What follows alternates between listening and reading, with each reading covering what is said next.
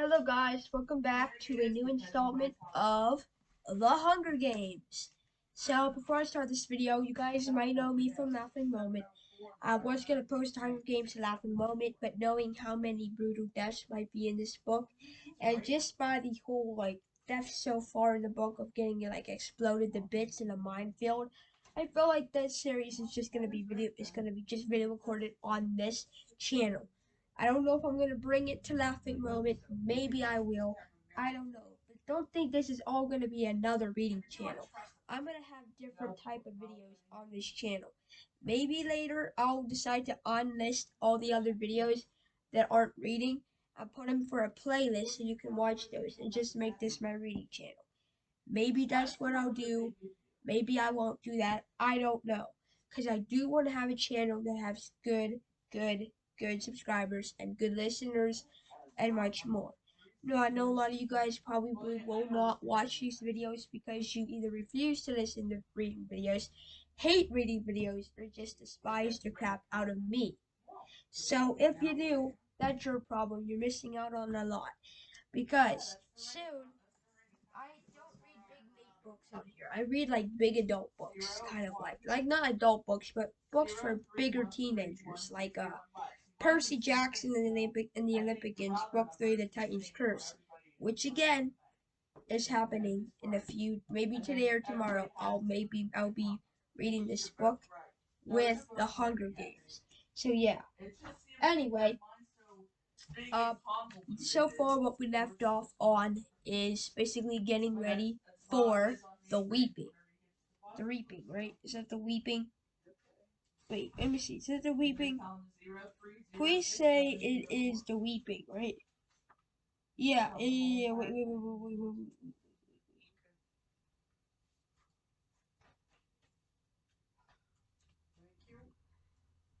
Yeah, they're reaping.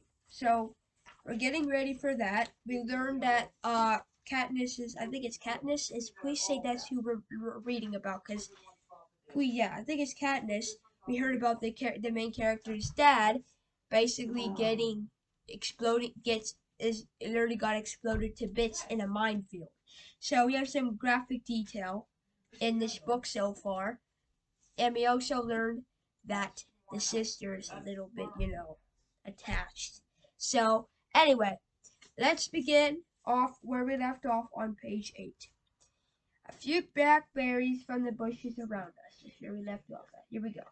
And may the odds he tosses a berry in a high arc toward me. I catch it in my mouth and break the delicate skin with my teeth. The sweet tartness explodes around across my tongue. Be forever in your favor. I finish with equal verve.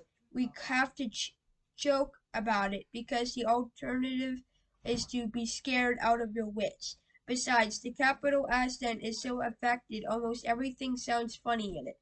I watch as Gal pulls out his knife and slices the bread. He could be my brother, straight black hair, olive skin.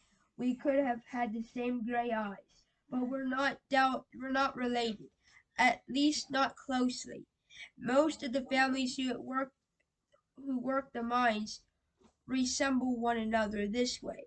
That's why my mother and Prim, with their light hair and blue eyes, always look out of place.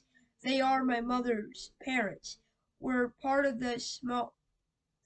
They are my mother's parents. We're part of the small merchant class that caters to officials, peacekeepers, and the occasional seam customer that ran an apothecary shop in the nicer part of District 12. Since almost no one can afford doctors, apothecaries are healers. My father got to know my mother because on his aunts he would sometimes collect medicinal herbs and sell them to her shop to be brewed into remedies. She must have really loved him to leave her home for the scene. I try to remember that all I can see is the woman who sat by beset by blank and unreachable. While her children turn to skin and bones, I try to forgive her for my father's sake. But to be honest, I'm not the forgiving type. Gal spreads the bread slices with the soft goat cheese, carefully placing a Brazil leaf on each while I strip the bushes of their berries. We settle back in a nook in the rocks. From their place we are invisible, but have a clear view of the valley, which is teeming with summer life, greens to gather, roots to dig, fish iridescent and iridescent in the sunlight. The day is glorious with a blue sky and soft breeze. The food's wonderful with the cheese seeping into the warm bread and the berries bursting in our mouths. Everything would be perfect if this really was a holiday, if all the day off meant was roaming the mountains with Gil, hunting for tonight's supper. But instead we have to be standing in the square at 2 o'clock,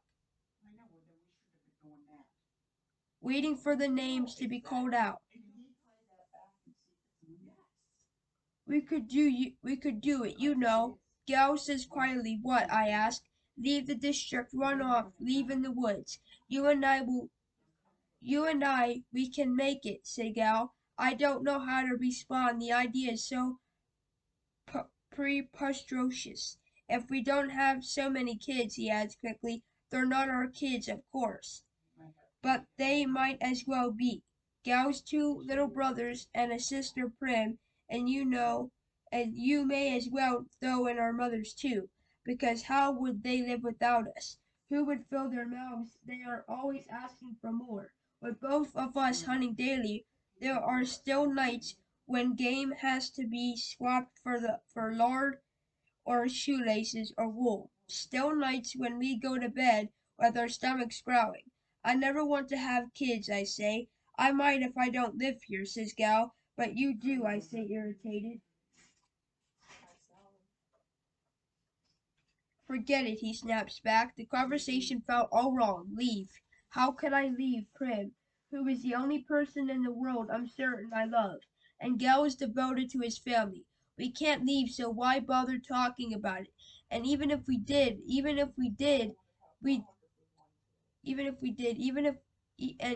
we did, where did this stuff about having kids come from?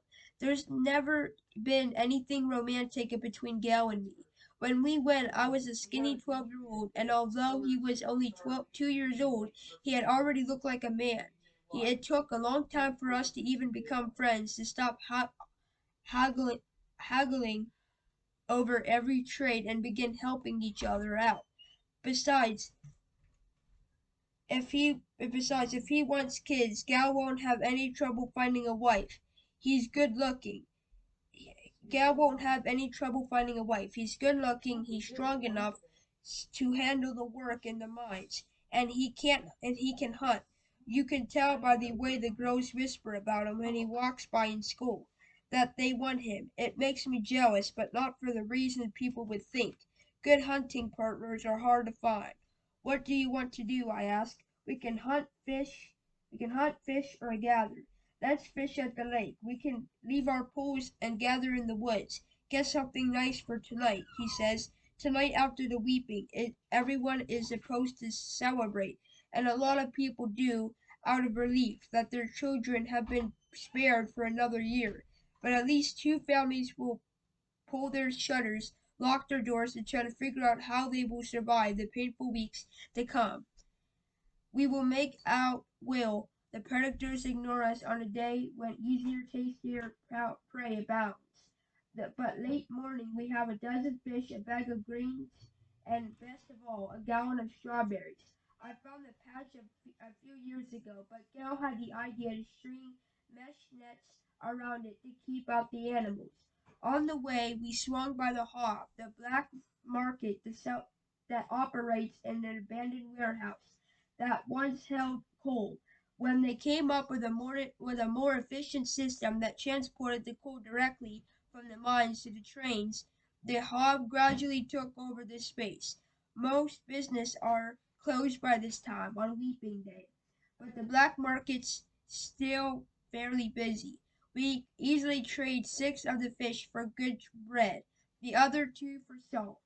Greasy say the blonde old woman who sells bowls of hot soup from a large kettle takes half the green off our hands in exchange for a couple of chunks of paraffin. Par- paraffin. We might do a tad better elsewhere, but we make an effort to keep on good terms with Greasy say. She's the only one who can constantly be counted on to buy wild dog. We don't hunt them on purpose, but if we're attacked and you take out a dog or two, well, meat is meat. Once it's in the soup, I call it beef. Greasy says with a wink. No one in the scene would turn up their nose at a good leg of wild dog. But the peacekeepers who come to the hog can afford to be a little choosier. When we finish our business at the market, we go to the back door of the mayor's house. Wait, when we finish our business at the market, we go to the back door of the mayor's house to sell half the strawberries, knowing he has a particular fondness for them. Not foundation, fondness for them and can afford our price. The mayor's daughter, Mage, opens the door. She's in my year at school. Being the mayor's daughter, you expect her to be a snob, but she's all right. She just keeps to herself like me. Since neither of us really has a group of friends, we seem to end up together a lot at school, eating lunch, sitting next to each other at assemblies, partnering for sport activities.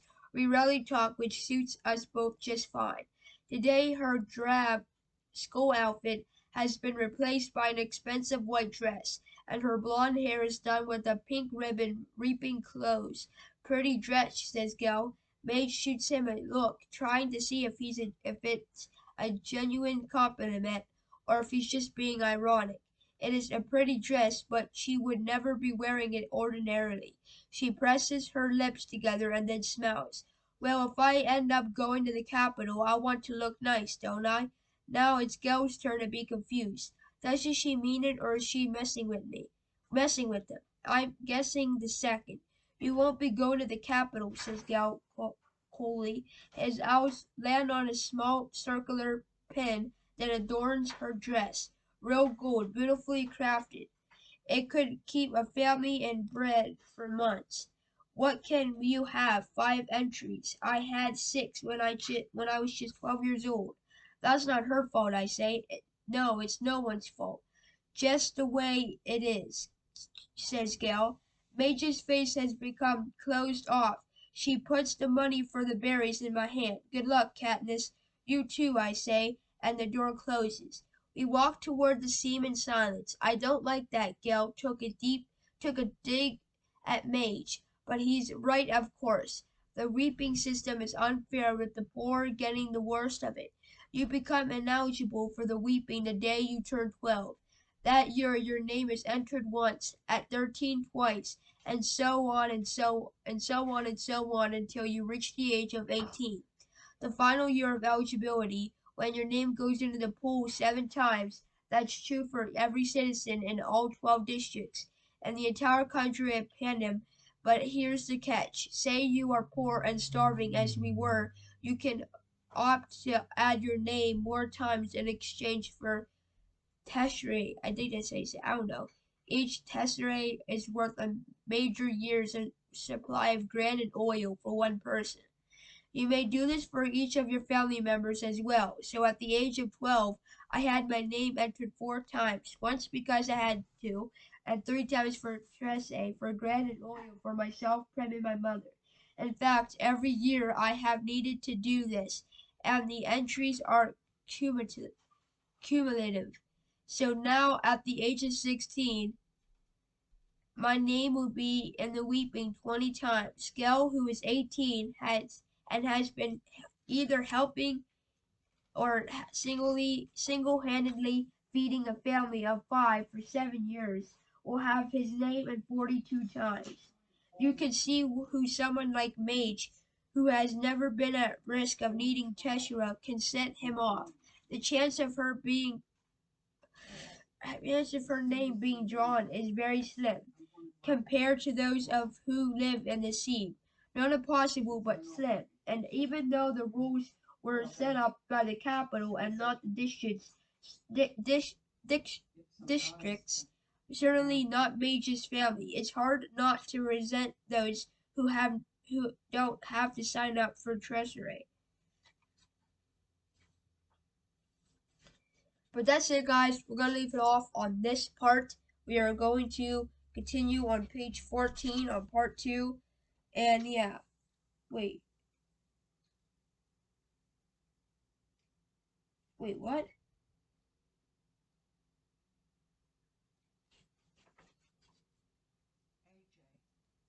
Hold on, I'm not done yet. Okay, we're going to finish. We're basically gonna finish this next video. So see you guys on the next one. It's been Adam Ernest, and he's read The Hunger Games. We left off on page 14, and I'll see you on the next video. Bye bye.